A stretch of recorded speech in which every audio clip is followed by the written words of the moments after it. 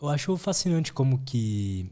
Eu me interesso muito por técnicas de respiração, meditação. E eu acho fascinante como que isso é uma ferramenta que tá... acho que é o básico de um ser humano, é respirar. E com isso a gente consegue ter vários insights de autoconhecimento e... Isso aí. Só que a gente não sabe respirar. A gente não sabe respirar. A gente respira para se manter vivo, né? Porque o sistema respiratório, ele está em dois... Ele é um agente duplo. Ele faz parte do sistema nervoso autônomo. São esse sistema autônomo é aquele que garante a vida. A fome está ali, a agressividade está ali, porque a gente nasceu bicho, né? A agressividade fazia parte da caça e evitar ser comida, ser caçado. Então, batimento cardíaco, secreção de glândula, a gente não precisa pensar. Então, o coração bate sem a nossa consciência, a gente respira sem a nossa consciência. Mas a respiração, ela tanto faz parte do sistema nervoso autônomo, como faz parte do sistema voluntário. Eu respiro sem perceber, até agora a gente estava respirando, sem perceber isso, mas eu posso respirar do jeito que eu quero. Então, olha que interessante. Os cientistas estudando o mecanismo de estresse, que é fundamental. O estresse é muito importante para a nossa vida. Senão a gente não estava vivo hoje. O problema não é o estresse, é que nem o efeito estufa. O efeito estufa, ele é importantíssimo. Se não houvesse um efeito estufa, a Terra estaria numa temperatura de, se eu não me engano, menos 80 graus, e a vida não seria como é hoje. Então, o efeito estufa criou um ninho para a vida. O estresse criou a condição de nós sobrevivermos. Nós surgimos nas savanas africanas, há controvérsias. Existe uma antropóloga franco-brasileira, olha que legal, que diz que o ser humano surgiu no Piauí.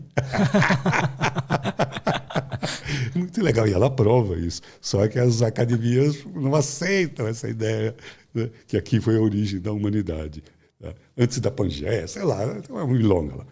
Mas, enfim, assim, nós surgimos nas savanas africanas, onde a gente tinha que caçar, capivara, nem sei se tinha capivara, e tinha que fugir do tigre dente de sabre. E aí, nós fomos criados com um sistema de estresse. Tipo, eu estou lá, estressei para caçar a capivara. Tipo, tem um carro, coloco no contagiro para ultrapassar. Eu ficava com um olho na capivara e um olho no tigre dente de sabre.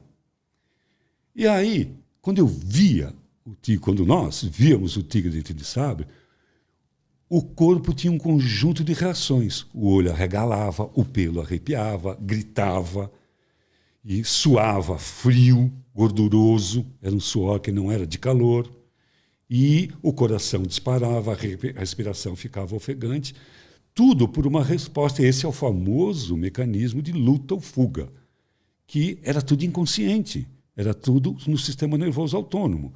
E tudo tinha um sentido. Eu arregalava os olhos, porque não podia perder nenhum detalhe. E eu arrepiava, para ficar maior. Era bicho. O gato faz isso, o cachorro faz isso. Arruma encrenca, ele arrepia, para inibir. O grito é exatamente para inibir o oponente. E, cara, eu tive uma experiência lá no parque da Serra da Capivara, onde tem essa antropóloga, que tem o Museu do Homem lá.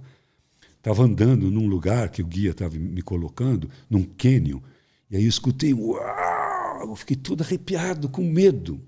Aí o guia comigo falou, não, fica tranquilo, doutor, é apenas um vinagre. Como assim vinagre? Estou falando de medo, estou falando de salada. O vinagre é um cachorro selvagem, pequenininho, mas tem um grito. Aquele grito era porque ele estava com medo de nós, seres humanos. E aquilo me apavorou. Né? Então a gente grita por reflexo, para inibir o predador. Grita, arrepia, o coração bate. Por que o coração bate? E fica branco de susto. Porque eu não preciso de sangue no rosto, eu preciso de sangue nos músculos, porque eu vou ou lutar, ou correr, ou vazar. No caso do tigre dente de sabre, A segunda hipótese é a mais inteligente. Vaza. Então é todo um conjunto, e tudo coordenado por um sistema de glândula. Eu vejo o tigre dente de sabre, aquilo me diz perigo. Ou luta ou foge. E como é que o meu corpo reage? Aquela visão já tem um símbolo atávico daquele perigo. O cérebro manda uma ordem para a suprarrenal, uma glândula, o nome já diz, que fica em cima do rim, que joga cortisol. Cortisol é a substância do estresse. E ele coloca o estresse para tudo funcionar. Tudo tem uma função. Né? O pelo arrepia, o grito inibe, o coração, o sangue, tudo para eu vazar. Fugiu do tigre dente de sabre, escapou, o sistema volta ao normal. Tá. Nós cientistas, né, que hoje eu sou estudioso, não sou mais um cientista.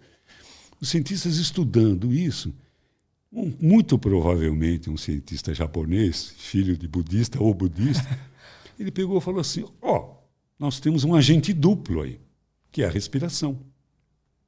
Respiração. A respiração tanto faz parte do sistema como do outro. E fez a seguinte pergunta, será que se a gente começar a respirar como se estivesse dormindo, calma e lentamente, porque é um conjunto, é como se fosse uma orquestra. Um vai avisando o outro. O cortisol dispara o coração, que é uma coisa que a gente sabe não faz muito tempo, que é por coerência cardíaca, que é uma coisa que a gente usa para medir estresse hoje. Um vai avisando o outro, como se fosse uma orquestra. E aí ele propôs, será que se a gente respirasse como está dormindo, tipo assim, se é uma orquestra, vamos estar todo mundo tocando, a orquestra tocando um Vivaldi, um allegro de Vivaldi. De repente, entra assim, um Debussy, o violino encana, diz assim, sabe uma coisa? Vou mudar de música. E o violino começa a solar um Clair de Lune. De repente, um olha para o outro e fala, vamos na do violino. E toda a orquestra vai na do violino. Isso a gente aprendeu, que um vai avisando o outro. E o tal do cientista disse assim, vamos então experimentar a gente fazer uma respiração lenta e profunda para ver se a gente contamina os outros? Bingo! Então descobriu-se neurocientificamente o que os meditadores já tinham descoberto há milênios. Os budistas já faziam isso há muito tempo. Porque a respiração lenta e profunda, com as suas diversas variações, ela sempre é o começo de qualquer forma de meditação. Então, olha que inteligente isso. Eu começo a instituir uma respiração lenta e profunda e isso vai diminuindo o fluxo do meu pensamento, a altura do meu pensamento. É importante fazer essa diferença, porque quando a gente fala, meditar é silenciar os pensamentos. Não dá, cacete, não dá. Só de pensar em ficar sem pensar, já arrumei mais um pensamento. E nós não fomos feitos para não pensar, nós somos feitos para pensar. Mas a gente consegue, respirando e não seguindo os pensamentos, deixando eles fluírem como uma cachoeira, um estado de pensamento difuso, onde eu posso escolher ou espontaneamente pinça aquele mar de pensamento, aquela cachoeira de pensamento, um único pensamento que se destaca que eu posso vê-lo em 360 graus, holograficamente, e isso chama-se meditação. Quando eu consigo ter insights. Gostou desse corte? Espero que sim. Se você quer receber mais conteúdo sobre desenvolvimento pessoal, saúde mental e autoconhecimento, não esquece de se inscrever aqui no canal, beleza? Valeu, até a próxima e tchau!